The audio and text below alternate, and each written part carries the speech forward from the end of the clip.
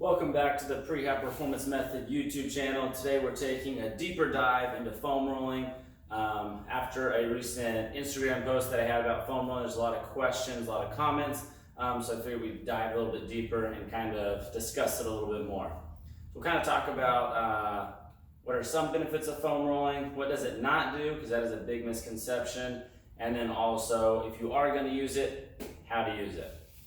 So first off, foam rolling, we'll start with what it does not do. It does not break up adhesions, it does not break up scar tissue, it doesn't, reform your fascia or make your fascia better, more pliable. The research has shown it takes thousands of pounds of force to do this, and something like foam rolling, something like massage, that's not going to really help improve the fascia or anything like that.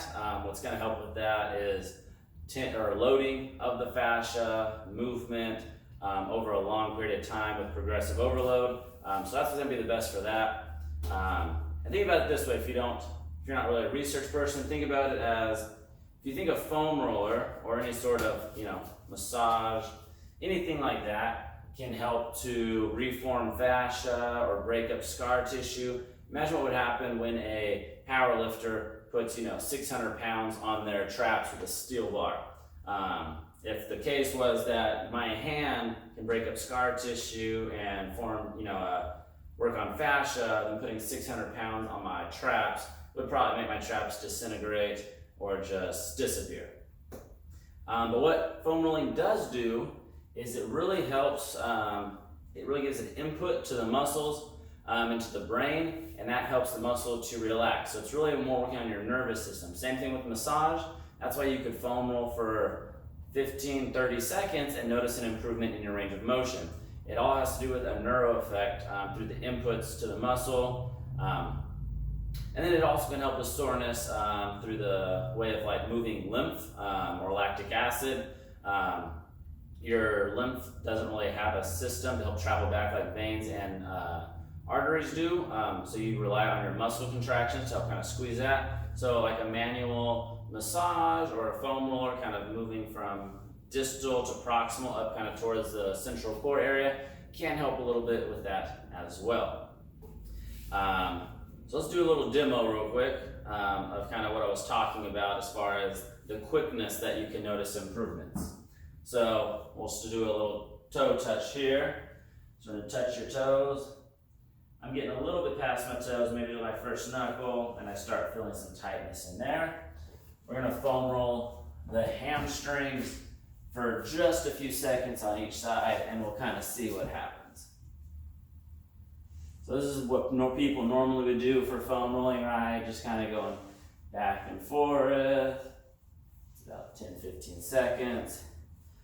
This is not what I will be recommending, but this is just kind of to show the example here. We'll do a little bit to the calves as well, the posterior chain. And we'll do the same thing to this side.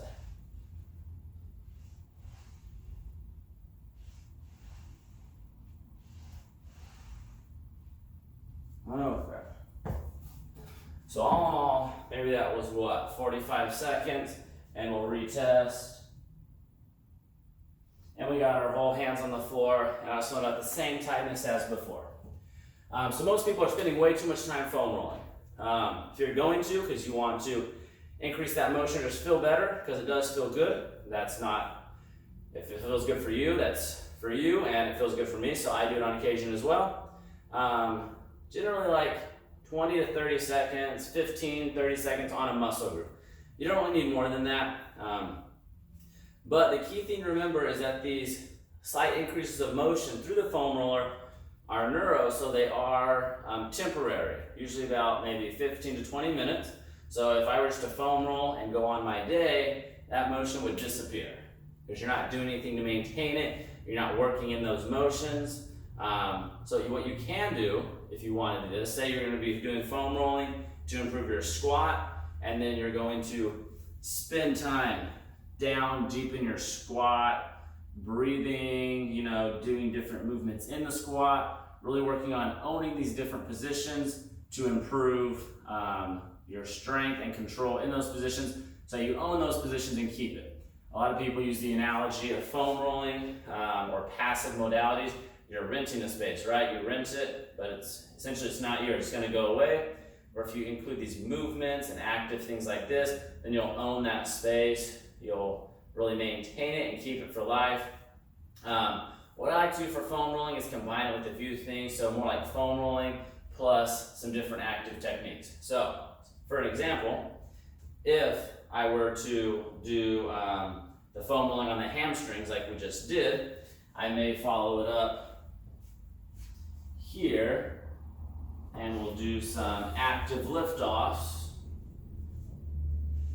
So we'll come here, prop up just a little bit, trying to lift off here.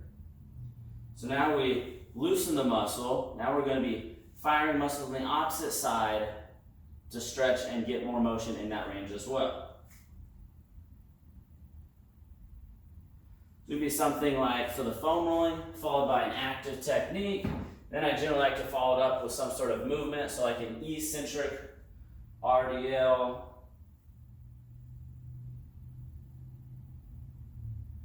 Would be something great to follow it up with. I usually like to end it with a functional or exercise, movement-based, something that really works on that same thing, elongating and strengthening the muscle in different ranges, and eccentrics work great for that. Okay guys, so overall, just to recap the whole thing about the foam rolling, it does not break up scar tissue. It doesn't help with your fascia. What it does do is it neurologically kind of loosens muscle up temporarily. It can help with kind of the flow of lymph and stuff if you're sore, lactic acid. But once again, the effects usually are temporary. So what you want to do is follow it up with active techniques and movement. And if you're working on a specific position, say like the squat, overhead squat, whatever muscle you work on, really spend time in that position. Don't just foam roll and then just go straight to your workout. Because most people you'll see, they foam roll every single day just so they can work out, right?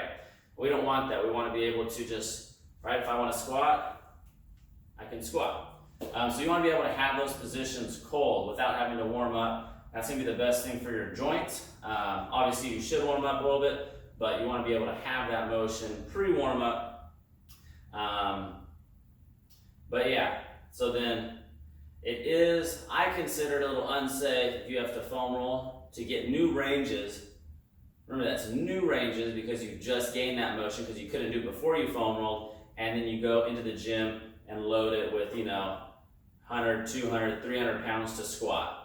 So you really want to have control of those ranges. You should be able to do a body weight movement before you load it. So just remember that, guys, and tune in for next video. Make sure you subscribe.